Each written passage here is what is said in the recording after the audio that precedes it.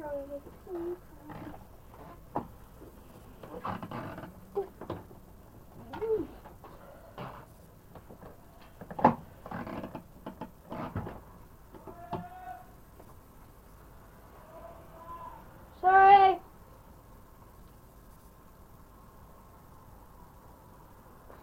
Okay, guys, I'm going to teach you how to bird call.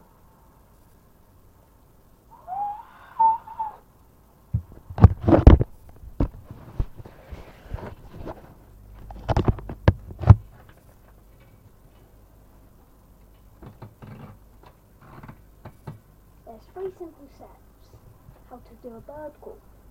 Now, first thing you want to do, get your 2 hands and put them like that.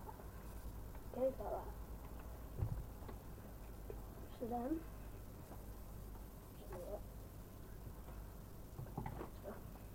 so 2 hands, put them like that. And when they're like that,